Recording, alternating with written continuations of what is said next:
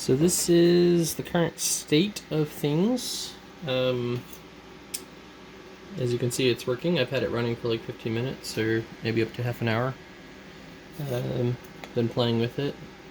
I have another piece of wood here somewhere. It's softer, right? Here's the other piece of wood that I've done a bit more on. Just kind of covered it with bug and some text. It seems to work pretty good. It's got plenty of heat. I've sliced right through the piece of wood. This is especially softwood, so maybe hardwood will be a bit better for some things. It seems to self-regulate temperature somewhat. It won't get too hot if you're sending it the same power. But if you get it colder by using it, I'm going to use it in front of the fan, then you have to wait a bit for it to warm up. You can kind of see how lines start really dark and then get dimmer as you move along. So it doesn't maintain temperature very well, but that's probably to be expected. The circuitry is simplified. There's no longer a second step-down converter. It's simply a isolation transformer feeding directly into the rectifier, which is just hooked up to the tip. That should simplify the circuit a bit. I removed the buck converter because it was pretty complicated and was just further circuitry that I probably don't need.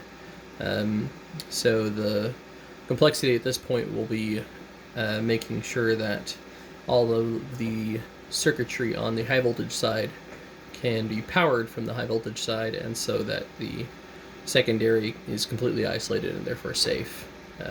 It'll be grounded, of course, so not completely isolated, but the power will be isolated. This is the transformer. I'm using a toroid right here. It's I forget the mix, but it's a mix specifically for power converters. I bought it because I was having trouble with other transformers being inefficient and heating up and just being a pain to work with in general, and I wanted something that I could do a little bit more engineering with. And I was pretty sure that this would work, and indeed it does. It's pretty happy. This was the original transformer that Dara wound for me. It would get pretty hot. It probably would have worked, but the toroid is just a little bit easier. So these are FETs that I've harvested. Actually, a lot of this is harvested components, or recycled components, I guess you could say. These are MOSFETs. They are low voltage, high current MOSFETs that I think I took out of a television. They are set up as a synchronous rectifier, meaning they are essentially a diode. But if you use a MOSFET as a diode, you have very little forward voltage drop, which means you have very low power loss over them. Before I was using this diode. This is two diodes in one, and it would get very hot because you have quite a bit of voltage loss or power loss over diodes, especially when you have high currents, because they have a set voltage drop of 0.7 to some maybe 1 point something volts. If you have even like 10 amps, you have 10 watts trying to be dissipated through a diode very easily. So that's why you need a synchronous rectifier or an ideal diode or a diode emulation MOSFET, whatever you want to call it. And the topology of this converter is essentially just a half-bridge converter. So the primary of the transformer, which is these two yellow wires on the bottom, that might be a little hard to see. Those two yellow wires go to my half-bridge and to just a couple capacitors. So the half bridge drives one side of the primary with a square wave. So this whole thing runs as a square wave, which is fine. The primary current is so low, it's less than an amp, that there's not a whole lot of switching losses, and the issues with the capacitors and the inductance of the primary probably isn't going to be a big issue. The microcontroller is a Nano still. I'm intending to just leave it as a Nano, or maybe even an AT Tiny. That's currently running at a nice... Well, it's being a little finicky because the power cables are loose. Should come up here in a second. Theoretically. There we go. That's running at about 37 kilohertz. I'm just doing that sort of in a bit bang way. I'm not using the digital write from the Arduino program.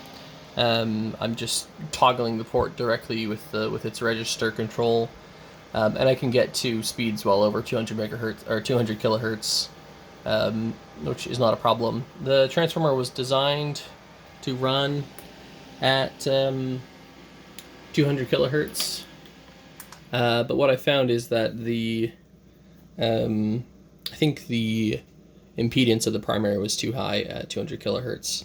So the way that I've decided that I'm going to regulate the power of this is just by changing the switching frequency of the half bridge. So at 200 kilohertz, the output power was very limited. It was probably like 15 watts, and as the switching frequency went down, and of course the impedance of the transformer went down, it let a lot more current go through. I'm not entirely sure why that is. I have a feeling it's something to do with the magnetizing inductance of the transformer, but I'm not 100% certain about that.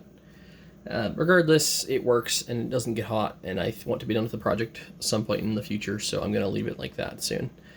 So there'll be a potentiometer added to the microcontroller, the Nano, and that will just be how you control the frequency. I'll have a frequency range that's fairly safe. The top will be like, I don't know, 150, 200 kilohertz, and the bottom will be something like 25 kilohertz. So the max power will probably be closer to 70, 80 watts rather than 100, which was my original design goal. But because I was already running at only 30 to 40, maybe 45 watts, and it's making the tool glow red, I don't think 100 watts, twice what I'm running at, would probably melt the tool. It would be possible, more than likely. I think all of the hardware here could handle 100 watts, but for the sake of getting this project done, I would probably not push it that far.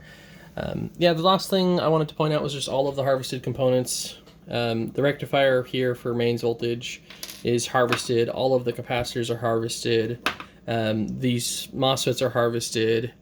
I don't believe these MOSFETs are harvested. I think those are RF740s. They're cheap. This isn't harvested, but probably these diodes are. These fans are. I've been able to. I mean, this case that we're going to use is harvested. Is from a dumpster. I've been able to reuse a lot of components just from other electronics. So that's just a quick overview of how the wood burning project is going. Thanks.